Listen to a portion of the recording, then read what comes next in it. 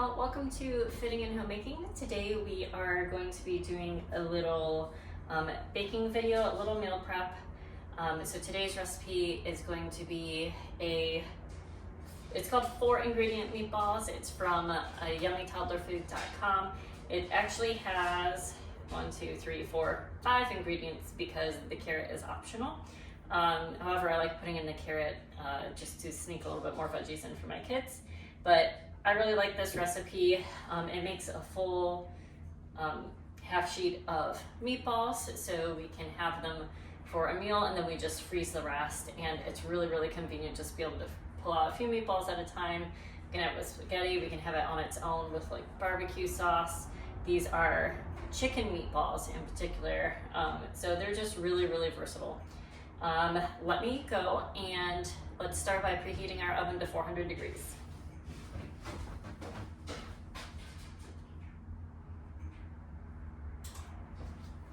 Alright, so that'll be preheating while we do our mixing. So you want to make sure that you spray your pan. I really like using the pans with these grates on the top. So I'll just spray that. Also, I did just wash my hands before filming, so make sure you wash your hands. I'm going to be mixing with my hands because I find it much easier. But if you're doing that, make sure you take off your rings so that you don't have to, clean chicken gunk out from under your stones if you have any rings with stones on them. All right, so let's get started. The first ingredient is a pound of chicken. I also make these with ground chicken. I also make these with ground turkey. It just kind of depends on what's on sale. This is some chicken that I pulled out of the freezer. So I'm kind of breaking it up as I put it in here because some of it's still a little bit solid, but that's okay, we'll get it mixed up. This was in the freezer because it was one of my manager special meat finds. So this pound of chicken was $1.93, which, you can't really beat that these days. All right. So let me go put this up and wash my hand real quick.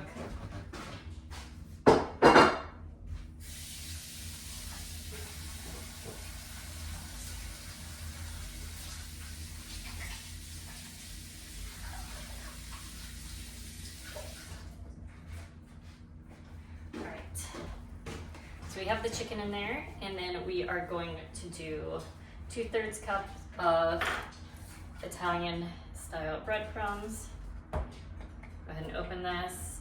And I did just have a little bit left of the panko style breadcrumbs, so I just topped it off with that.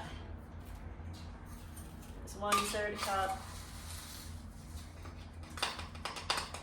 and 2/3 cup.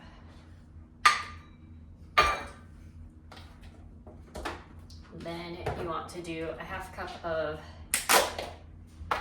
Parmesan. You can do shredded or you can do the grated. So that's 1/3 of a cup. And we'll add a little bit more to get a 1/2 cup. This is one of those recipes that you absolutely do not need to be very precise on. Then we're going to do about a 1/2 cup of shredded carrot because I like to get carrots in here. This is optional on the original recipe. It also works well, one time I didn't have carrots, but I did have zucchini, and it works well with that. But since zucchini is so much more of a watery, is it vegetable? Vegetable squash? Anyhow, since zucchini has a lot more water content than carrots do, you will want to kind of shred that onto a paper towel or some other kind of cloth and squeeze out most of the water. But that's one substitution that I use. And again, I'm just eyeballing this.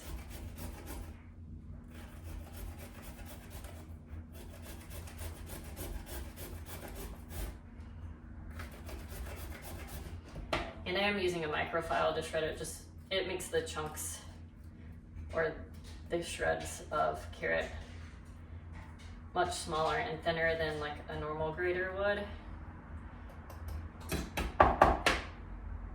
And it kind of incorporates a little bit better so that my kids can't really, I mean, they know it has carrots in it. They don't really care. They like carrots. But maybe if your kids don't like carrots, it makes it a little bit less visible. All right, put that to the side. And then we did those, that. And then the last thing to add, Max. You barking at something? Right. And the last thing to add is an egg. Max, goodness, that was so loud, that scared me.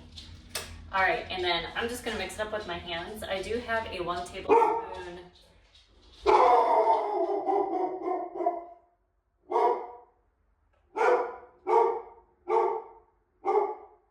Max.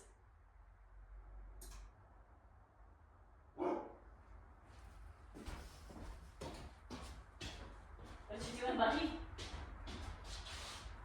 we Josh?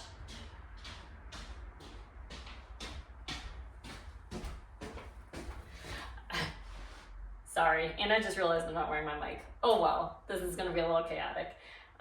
So I'll probably cut some of that out because my dog was barking. But we just put in 1 egg for a binder, and I have a 1 tablespoon measuring cup because I'm gonna use that to scoop up the mixture and make even meatballs so they can cook evenly. But I'm just gonna get in here with my hands. And honestly, I don't like it when it's still a little frozen like this because it's just so incredibly cold on my hands, but it really is the best way to kind of mix meatballs together and make sure it's all incorporated well. You know, and the heat from your hands does help get those last bits completely thawed.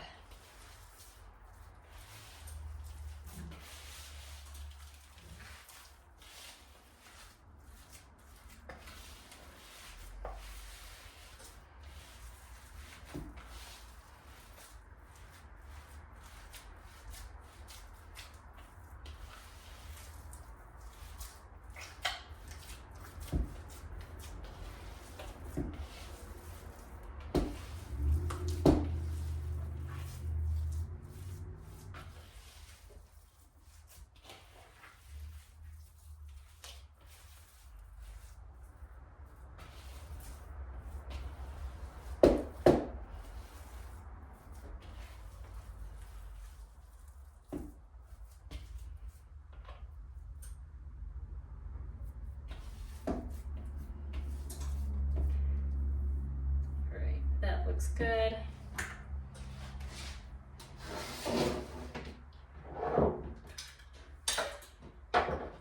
Remove this stuff with my non-yucky hand. There we go. So I'm just gonna scoop it up like that and then literally just roll it into balls. And this recipe is that simple. The original recipe does call, you can make these into 2 tablespoon size meatballs, but I find that these are fairly big as just 1 tablespoon meatballs. And it's just a good size for a family, and it makes a good amount so that we have some to eat and we have some to freeze. So we are actually not going to be eating these tonight. I am going to be baking these and then just storing and freezing all of them. But we just finished off the last batch of these the other night. And it's just a really great option for those nights when you either have forgotten to meal plan or you have meal plans, but you just don't feel like eating that particular thing. They are very kid friendly. That's something that I do like about the person. Her name is escaping me now. But it's yummytoddlerfood.com. I'll link in the description below. But her recipes are kid friendly. That's the whole point. And they use, you know, good ingredients. So just a nice recipe all along. And the texture is pretty good. I know some folks have texture issues, or their kids have texture issues, but this just comes out as a normal meatball texture. Nothing kind of funky about it. So if your kids like meatballs, they'll probably like these.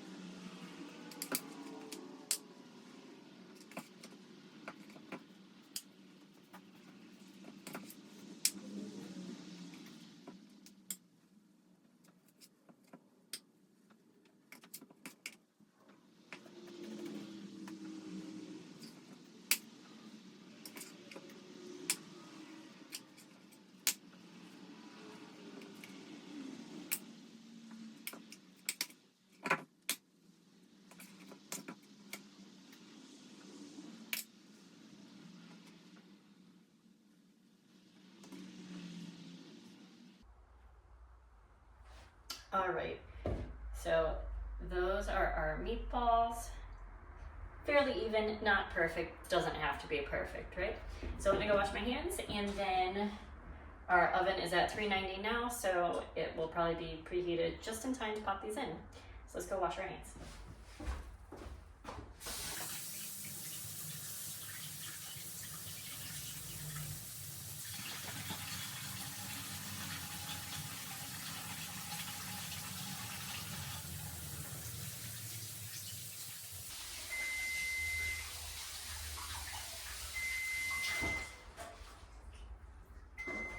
And that's my oven saying it's preheated.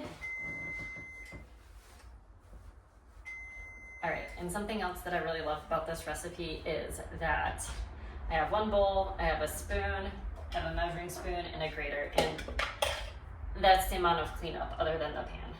So it's really nice. It's a low mess kind of recipe.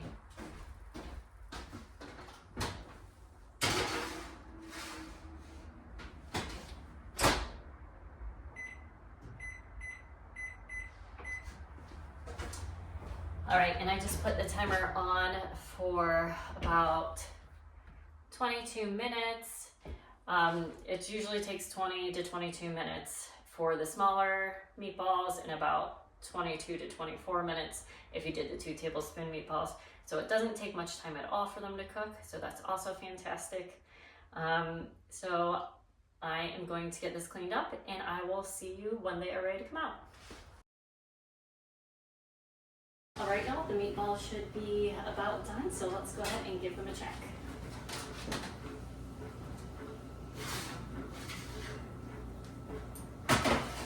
Ooh, they look good. All right, let's check one of these bigger meatballs in the center.